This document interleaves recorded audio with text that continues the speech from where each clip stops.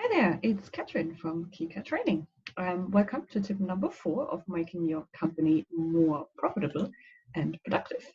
It's now time to discuss solutions for each pain point noted in the conversations with your people.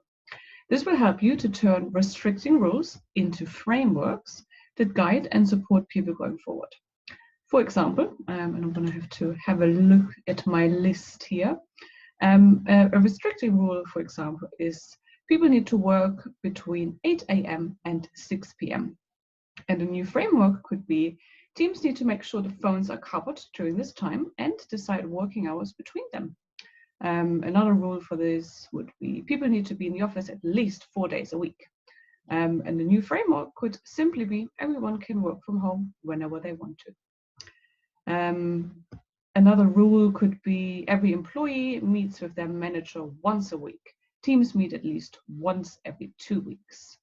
And a new framework here could be meeting frequency and length is determined by the team and should be such that all team members are involved in decision making and the team is able to respond to current events.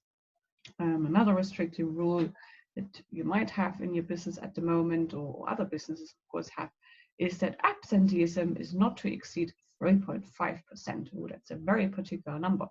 And as a new framework, we could use working conditions on the team should be such that wrongful absenteeism is avoided. So the working conditions should be in a way that people, don't want to be absent.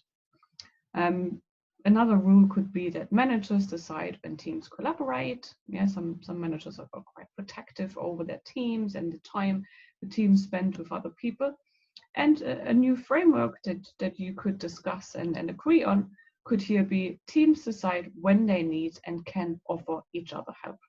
Yeah, it's a decision that people can make on their own, really. They don't need a manager to tell them that.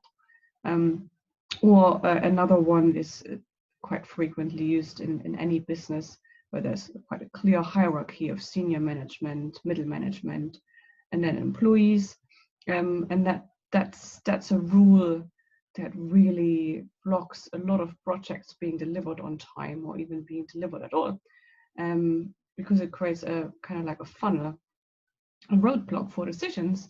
Decisions are made by the senior management team.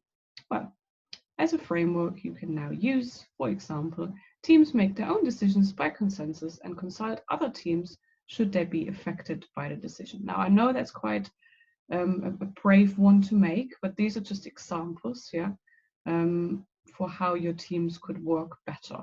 And these are frameworks that people can use to make decisions with. And it's not about you letting your people and team do whatever they want. It's about having the right frameworks in place that work for everyone. So just a few examples. And of course, these conversations and agreeing frameworks, they do not just happen within a day, but they are a good starting point to a better, more productive way of working together.